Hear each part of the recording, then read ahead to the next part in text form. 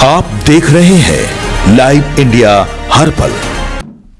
नमस्कार, आप देख रहे हैं लाइव इंडिया हर पल। मैं हूं आपके साथ रेखा मिश्रा। झारखंड बीजेपी में आज एक महत्वपूर्ण बैठक हो रही है और इस बैठक के कई मायने भी है। हालांकि ये बैठक दो समीकरणों को लेकर के किए जा रहे हैं। एक तो प्रधानमंत्री नरेंद्र मोदी के बेहतरीन कार्यकाल के पूरा होने और साथ ही झारखंड में राज्यसभा चुनाव भी है, तो ऐसे में दोनों ही दृष्टि से ये बैठक बेहद ही महत्वपूर्ण मानी जा रही है। इसमें बीजेपी के तमाम दिग्गज नेता जो हैं वो मौजूद है। हालांकि राज्यसभा का चुनाव भी होना है और दूसरी ओर प्रधानमंत्री नरेंद्र मोदी का भी जो साल का कार्यकाल रहा है, 12 सालों का कार्यकाल, वह सराहनीय रहा है और उसको लेकर के बीजेपी लगातार प्रचार प्रसार भी हर तरफ करती नजर आ रही है।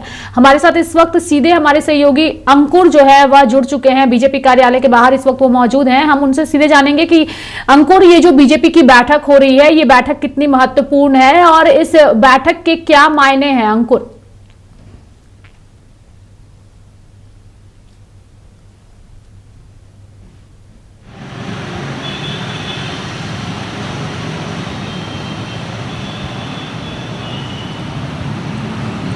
बिल्कुल रेखा, देखिए जिस तरीके से प्रदेश पदाधिकारियों की बैठक बीजेपी कार्यालय में हो रही है और ऐसे में कह सकते हैं कि नरेंद्र मोदी के 12 साल के कार्यकाल पूरे होने को लेकर के यहाँ पर अहम बैठक हो रही है। प्रदेश अध्यक्ष आदित्य साहू समेत नेता प्रतिपक्ष बाबूलाल मरांडी समेत कई वरिष्ठ नेता जो हैं वो मौजूद हैं।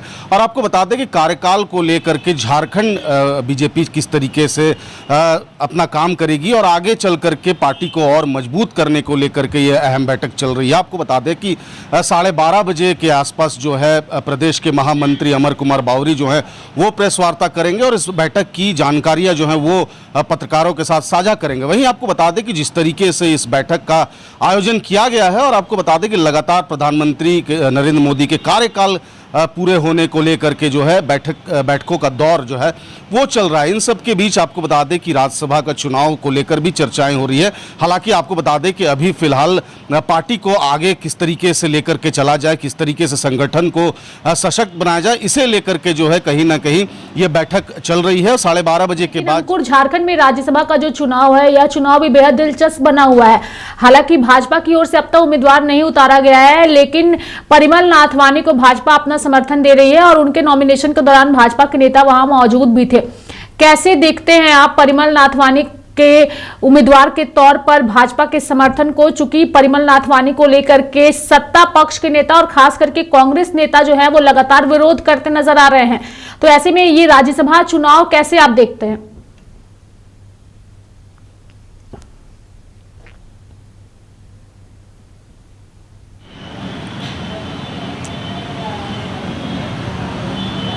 बिल्कुल देखिए,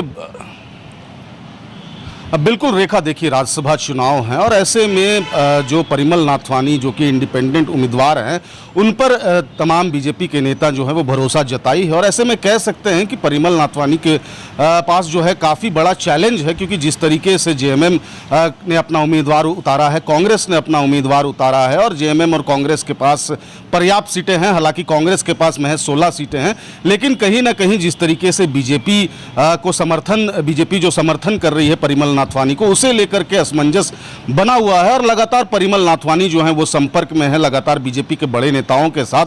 और ऐसे में कह सकते हैं कि ये देखना बड़ा ही इंटरेस्टिंग रहेगा कि आगे चलकर क्या कुछ होता है। हालांकि जो आंकड़े हैं उस आंकड़े को पूरा करना परिमल नाथवानी के लिए एक बहुत बड़ा चैलेंज है, लेकिन कहीं ना कहीं जो बातें सामने आ रही है उसे कहीं ना कहीं आपको बता दें कि जिस तरीके से जेएमएम ने हॉर्स ट्रेडिंग का आरोप लगाया है और ऐसे में कह सकते हैं कि कई नेताओं को खरीद कर कई बीजेपी के विधायक के द्वारा ये भी आरोप लगाए गए हैं। साथ ही साथ आपको बता दें कि जिस तरीके से कांग्रेस और जेएमएम लगातार आरोप लगा रहे हैं विधायकों के खरीद फरोख्त को लेकर के, देखना यह होगा कि आगे चलकर क्या कुछ होता है। हालांकि परिमल नाथवानी जो हैं वो किस तरीके से अपने आंकड़े जुटाएंगे और लंबे समय से राज्यसभा सांसद रहे हैं और ऐसे में कह सकते हैं कि फिलहाल वो आंध्र प्रदेश में सांसद थे, जिसके बाद उन्होंने कहा कि झारखंड से उनका पुराना नाता और यही वजह है कि वो राज्यसभा सांसद के लिए जो है एक बार फिर से यहाँ पर अपना अपना दांव आजमा रहे हैं, लेकिन अब कुछ भी कहना जल्दबाजी होगी रेखा, क्योंकि जिस तरीके से जो आंकड़े हैं उसे जुटाना परिमल नाथवानी के लिए एक बहुत बड़ा चैलेंज है। फिलहाल आपको बता दें कि बीजेपी के तमाम बड़े नेता संपर्क में हैं और लगातार उन्हें टिप्स दिया जा रहा है। लगातार परिमल नाथवानी जो है वो मुलाकात कर रहे हैं। कल उन्होंने रघुवर दास से मुलाकात की उनके आवास में जाकर के, और कहीं ना कहीं समर्थन जो है वो मांग रहे हैं। और ऐसे में कह सकते हैं कि आने वाले दिनों में अगर परिमल नाथवानी को फिर से समर्थन मिलता है और अगर सीट जो आंकड़े हैं सीट्स के वो पूरे हो जाते हैं तो कहीं ना कहीं एक बार फिर से परिमल नाथवानी राज्यसभा सांसद जो हैं वो चुना जाएंगे। हालांकि आपको बता दें कि अभी फिलहाल जो सीट्स के आंकड़े हैं उसे जुटाने को लेकर परिमल नाथवानी जो हैं वो अपनी एड़ी चोटी जो है वो जुटा रहे हैं। और ऐसे में अब देखने वाली बात होगी कि आगे चलकर क्या कुछ होता है। उम्मीदवार जो है वो पार्टी ने खड़ा ही नहीं किया और निर्दलीय के तौर पर परिमल नाथवानी को अपना समर्थन दे दिया। अगर हम सत्ता पक्ष के विधायकों की बात करें अंकुर, तो क्या लगता है कौन से वो विधायक है जिस पर जो है वो सबकी नजर टिकी हुई है, जो क्रॉस वोटिंग कर सकते हैं? और इसी को लेकर के रिजॉर्ट पॉलिटिक्स की भी बातें हो रही है अंकुर, क्या लगता है कौन से वो बागी विधायक है जो सत्ता पक्ष के नेताओं का खेल बिगाड़ सकते हैं?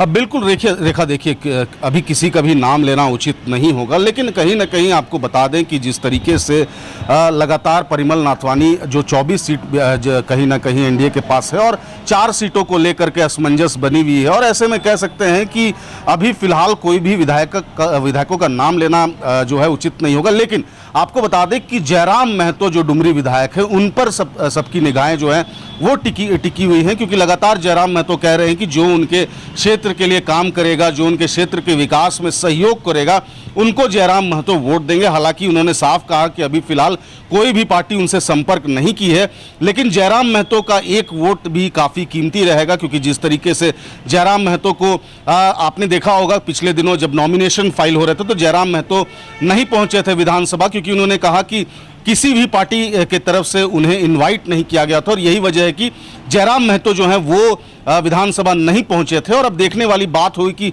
जयराम महतो किसका समर्थन करते हैं, जयराम महतो किसको वोट देते हैं। लेकिन फिलहाल अगर बात करें सत्ता पक्ष के विधायकों की, तो देखिए कुछ भी कहना जो है अभी जल्दबाजी होगी, क्योंकि जिस तरीके से हॉर्स ट्रेडिंग की बातें सामने आ रही है और जिस तरीके से क्रॉस वोटिंग जो है आए दिन राज्यसभा चुनाव में देखा जाता है। और अब देखने वाली बात हो कि ये क्रॉस वोटिंग अगर होती है और कहीं ना कहीं परिमल नाथवानी के पक्ष में वोट दिए जाते हैं तो परिमल नाथवानी के लिए कह सकते हैं कि सोने पर सुहागा होगा। लेकिन कहीं ना कहीं अभी फिलहाल देखने वाली बात हुई कि जो सत्ता पक्ष के विधायक हैं वो राज्यसभा चुनाव के बीच उन्होंने अपनी नई स्कॉर्पियो का गाड़ी भी खरीदी है और इस वजह से चर्चा और सवाल काफी ज्यादा उठ रहे हैं। हालांकि उन्होंने स्पष्ट किया है कि उन्होंने अपनी पुरानी गाड़ी को बदला है और फिर उन्होंने वो नई गाड़ी खरीदी है स्कॉर्पियो गाड़ी, और हर साल वो बदलेंगे उन्होंने स्पष्ट कर दिया है। लेकिन राज्यसभा चुनाव के बीच उनका नया गाड़ी लेना और चर्चा का माहौल जो है वो अलग तरीके से सामने आ रहा है, इसे आप कैसे देखते हैं?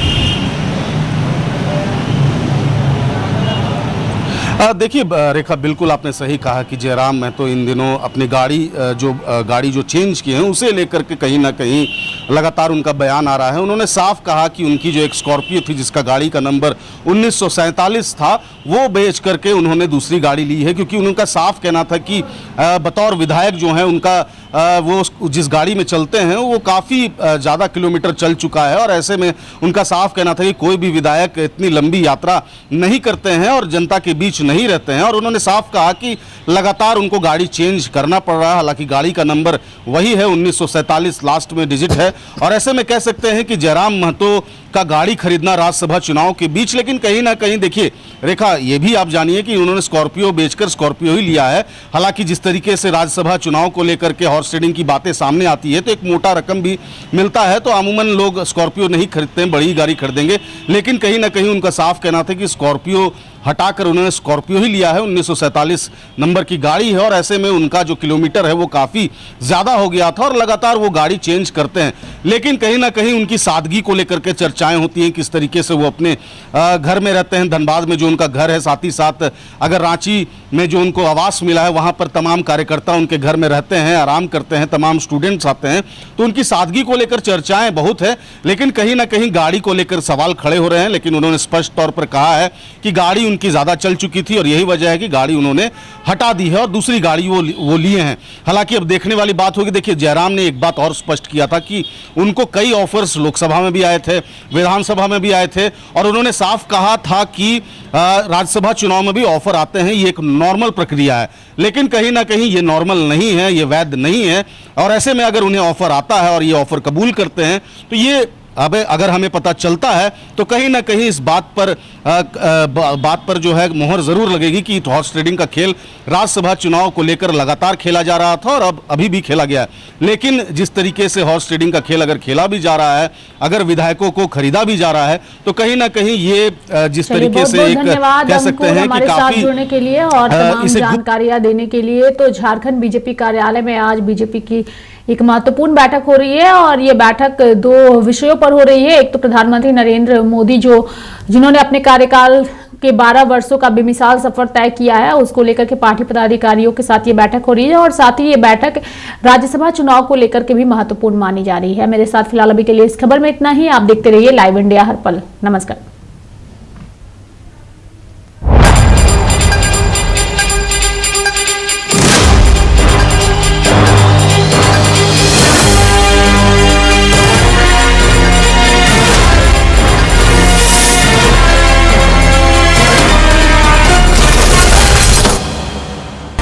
आप देख रहे हैं लाइव इंडिया हर पल।